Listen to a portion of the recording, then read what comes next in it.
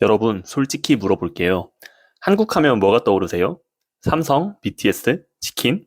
아마 세계 최강 방산 수출국이라는 단어는 리스트 한참 아래쯤에 있을 겁니다. 그리고 저도 불과 몇 달 전까지는 그랬어요. 그런데 지금 이 순간 중동에서 전쟁이 터지면 제일 먼저 전화받는 나라가 미국도 영국도 아닌 한국이라면, 로키드 마틴보다 미사일 생산이 빠른 나라가 한국이라면, 원유 한 방울 나지 않는 나라가 중동에서 원유 600만 배럴을 목숨값으로 받아냈다면, 말도 안 된다고요? 맞습니다. 말이 안 됩니다. 근데 실제로 일어났습니다. 2026년 3월 두바이 상공에 이란 미사일 수십 발이 날아들었을 때 세계는 처음으로 한국제 방패의 실력을 목격했습니다. 요격률 96%. 그리고 그 뒤에 벌어진 일들은 교과서에도 없고 뉴스에도 잘 안 나오는 이야기입니다. 오늘 이 영상 끝까지 보시면 여러분은 삼성보다 더 강력하게 대한민국을 먹여 살릴 산업이 무엇인지 알게 될 겁니다. 그리고 아마 한국이 자랑스러워지실 거예요. 꽤 많이. 지금부터 시작합니다. 이 모든 이야기의 시작은 2026년 3월의 한밤중으로 거슬러 올라갑니다. 중동의 밤하늘에서 무슨 일이 있었던 걸까요? 2026년 3월, 이란의 미사일이 UAE를 향해 날아들기 시작한 그 밤, UAE 국방부 장관실에는 불이 꺼지지 않았습니다. 패트리어트는 포화 상태, 에이브럼스 기지도 1개, 미군 사령부에 연락했지만 답은 차가웠습니다. 재고 소진, 납기 미정. 영국에 연락했습니다. 생산 라인 재개에 최소 6개월. 나토 동맹국들도 사정은 마찬가지였습니다. 미사일은 지금 날아오고 있는데 요격탄이 바닥나고 있었습니다. 바로 그 순간 UAE 국방장관이 선택한 나라는 놀랍게도 한국이었습니다. 새벽 2시 서울로 걸려온 극비 위성전화. 내용은 단 한 문장이었습니다.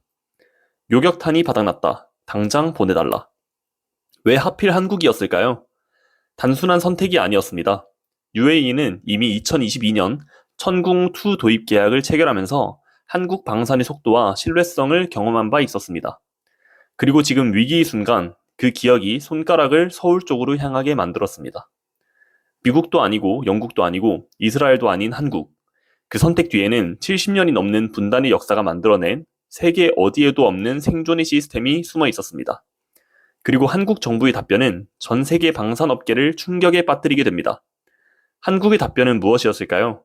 그 대답이 얼마나 충격적이었는지 들으시면 놀라실 겁니다. 주말 이틀 동안 수십 발 생산합니다. 다음 주 현지 도착 가능합니다. UAE 측 담당자는 처음에 이게 농담인 줄 알았다고 합니다. 실제로 국제 방산업계 관계자들 사이에서도 반응은 하나였습니다. 불가능하다. 이유가 있습니다. 로키드 마틴, 레이시온 같은 미국 방산 공룡들의 생산 속도를 보면 답이 나옵니다.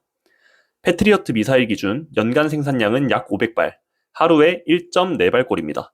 주말 이틀이면 고작 2~3발, 그것도 풀가동 기준으로요. 그런데 한국은 수십 발을 약속했습니다. 그리고 지켰습니다. 비밀은 간단합니다. 아니, 전혀 간단하지 않습니다. 한국은 1953년 이후 단 한 번도 공식적으로 전쟁이 끝난 적이 없는 나라입니다. 정전협정만 있을 뿐 종전선언은 없습니다. 즉, 법적으로 대한민국은 지금 이 순간에도 전시 상태입니다. 그 말은 곧 생산 라인이 단 한 번도 평시 모드로 전환된 적 없다는 뜻이기도 합니다. 서방 국가들이 냉전 종식 후 30년에 걸쳐 방산 생산 라인을 줄이고 슬림화할 때 한국은 오히려 라인을 유지하고 강화했습니다. 생존이 걸린 문제였으니까요. 결과적으로 한국은 위기의 순간 가장 빠르게 대응하는 나라라는 전혀 예상치 못한 타이틀을 거머쥐었습니다. 그리고 이 타이틀은 이후 12조 원의 수주로 이어집니다. 그렇다면 실제로 두바이 상공에서 천궁2는 어떤 성적을 냈을까요? 숫자가 모든 것을 말해줍니다. 96%. 이 숫자가 얼마나 대단한 건지 숫자로 설명해 드리겠습니다. 이란 미사일 100발이 날아온다고 가정합시다. 96발은 하늘에서 불꽃이 됩니다. 문제는 나머지 4발입니다. 이 4발이 두바이 도심, 즉 세계 최고층 빌딩들과 수백만 명의 인파가 모인 곳에 떨어진다면 그날의 두바이는 지금의 두바이가 아니었을 겁니다. 천궁2는 패트리어트, 에로우3와 함께 두바이 방공망을 구성했습니다. 유영원 의원실과 UAE 국방부의 공식 발표를 기준으로 이 복합 방공 체계의 요격률은 96%에 달했고 천궁2 단독 교전구역에서의 성적은 그것과 동등하거나 그 이상이었다는 평가가 나왔습니다. 기술적 배경을 짧게 설명할게요. 천궁2의 핵심은 두 가지입니다. 첫째, 콜드런치 방식. 발사관에서 미사일이 일단 뿜어져 나온 후 공중에서 점화하는 방식으로 발사 플랫폼에 손상을 주지 않고 연속 발사가 가능합니다. 둘째, 다기능 위상 배열 레이더. 탐지, 추적, 교전을 동시에 처리해 반응 시간을 극단적으로 줄입니다. 미국 방산 전문지들은 이 결과를 두고 예상 밖의 성과라고 표현했습니다. 하지만 한국 방산 관계자들은 담담했습니다. 연습한 대로 했을 뿐이라고요. 96%의 성공은 곧 4%의 빈틈이기도 합니다. 그리고 그 4%는 중요한 교훈을 남겼습니다. 아무리 뛰어난 미사일도 결국 소모품이라는 사실을요. 미사일은 쏘면 사라집니다. 그리고 전쟁은 끝나지 않죠. 세계가 마주한 진짜 위기는 바로 여기서 시작됩니다. 전쟁이 끝나면 영웅이 남습니다. 그리고 청구서도 남습니다. 미사일은 한 발 쏘면 그걸로 끝입니다. 돌아오지 않아요. 요격에 성공하든 실패하든 그 미사일은 사라집니다. 방어에 성공했다는 것은 곧 재고가 한 발 줄었다는 뜻이기도 합니다. 우크라이나 전쟁이 3년을 넘기면서 나토 국가들의 방공 미사일 재고는 임계점 아래로 떨어졌습니다. 독일, 프랑스, 이탈리아의 방산 관계자들이 공개석상에서 더 이상 줄 게 없다고 발언하기 시작했습니다. 이스라엘은 가자 분쟁과 헤즈볼라 대응으로 아이언돔 요격탄이 빠르게 소진됐습니다. 미국은 우크라이나 지원으로 패트리어트 재고가 상당 부분 줄었습니다. 문제는 이걸 빠르게 채울 수 없다는 겁니다. 왜냐하면 서방 국가들은 냉전 이후 30년에 걸쳐 방산 생산 라인을 효율화한다는 명목 아래 대폭 축소했기 때문입니다. 민간 기업에 위탁하고 재고를 최소화하고 필요할 때 늘리면 된다는 논리로 운영했습니다. 평화의 시대에는 합리적인 전략이었죠. 그런데 지금은 평화의 시대가 아닙니다. 이 맥락에서 한국의 위치는 전혀 다릅니다. 한국은 평시에도 전시를 대비한 생산 라인을 유지해 왔습니다. 축소하지 않았고 아웃소싱하지 않았으며 재고를 최소화하지 않았습니다. 그 결과 위기의 순간 즉각 증산이 가능한 유일한 나라가 됐습니다. 저주는 항상 선물의 반대편에 있습니다. 서방의 저주가 한국에는 기회였습니다.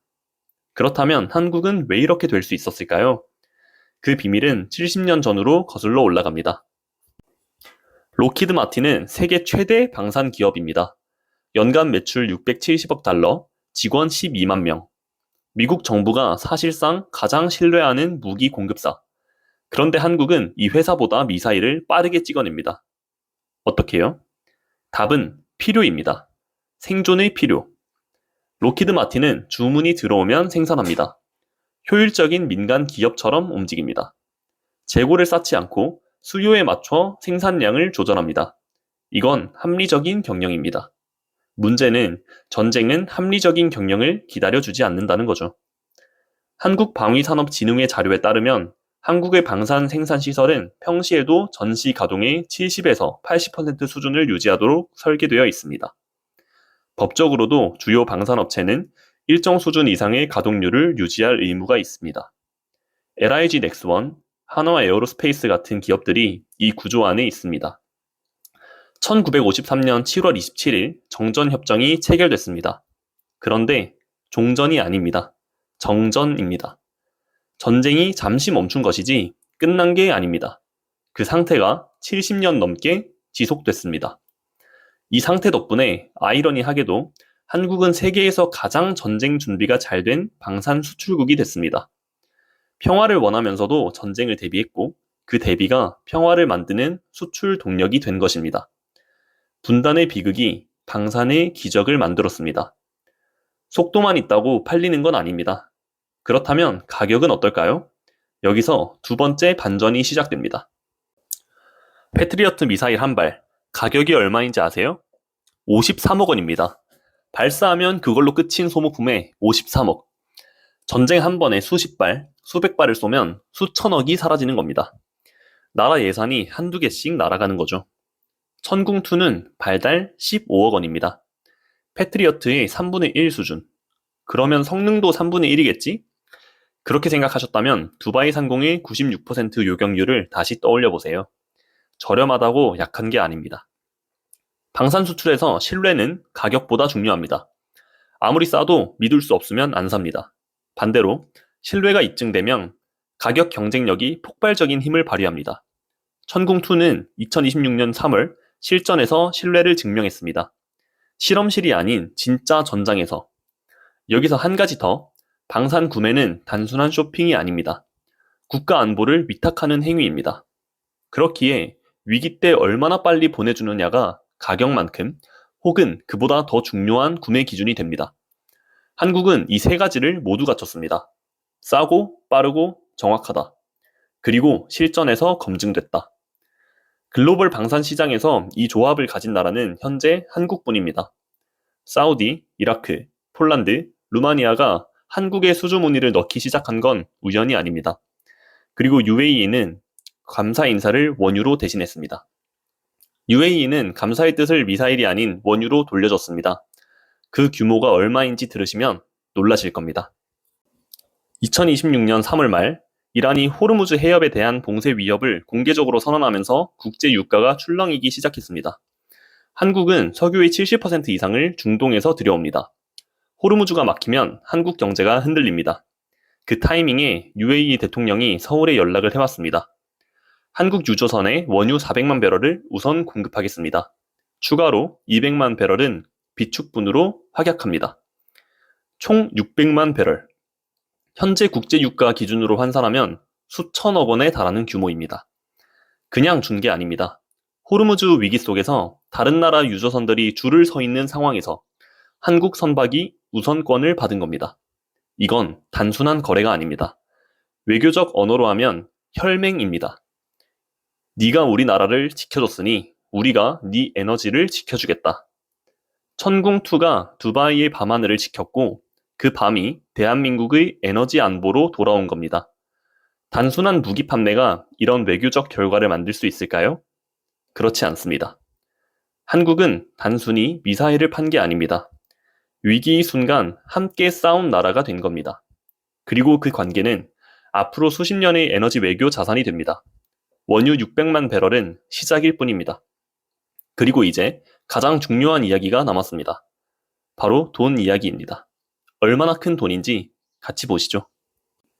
12조 원. UAE, 사우디, 이라크로 이어지는 천군 계열 수주 잔고의 합계입니다. 여기에 폴란드, 루마니아 등 동유럽 국가들과의 협상이 더해지면 이 숫자는 더 커집니다. LIG 넥스원 주가는 이 사건 이후 3개월간 60% 이상 상승했습니다.